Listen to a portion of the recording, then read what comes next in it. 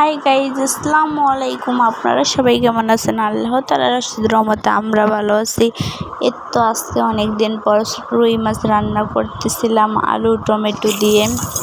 এই জায়গায় আমি মাছটা ভাজতে দিয়ে দিচ্ছি, একটু ভালো করে ভাজতে নিতেছি। একবারে কড়া ভাজাও করবো না, হালকা ভাজা দিব, মচমচা করবো। মাছটা ভাজা হয়ে গেলে আমি মাছটা রান্না করবো, পাঁচ শাক রান্না করবো, চিংড়ি মাছের ভর্তা বানাবো।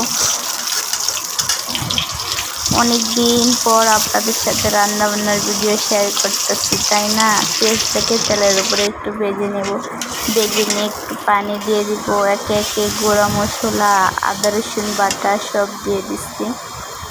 দেওয়ার পরে একটু মশলাটাকে ভালো করে কষায় নেব।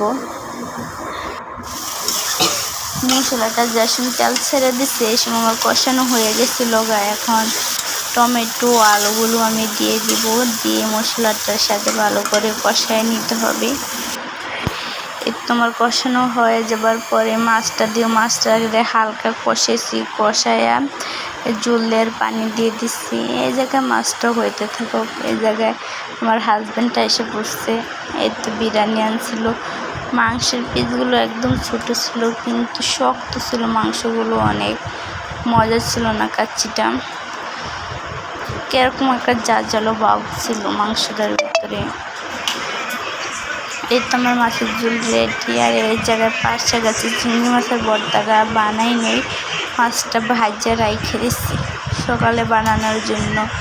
মাছের ঝোলটা কেমন হয়েছে সবাই কমেন্ট করে জানাবেন। অনেক দিন পর আমি খাইতেছিলাম, আমার মজাই লাগতেছিল। আমার মাছের লেজ অনেক ফেভারিট, তার জন্য আমি লেজ নিয়ে নিলাম, একটু খায়া রিভিউ দিতেছে আপনাদের কীরকম হয়েছে। অনেক দিন পর নিজের হাতের এই রান্না নিজেই প্রশংসা করতে হয়, কিন্তু বিশ্বাস করবেন অনেক মজা হয়েছিল। Like comment share subscribe.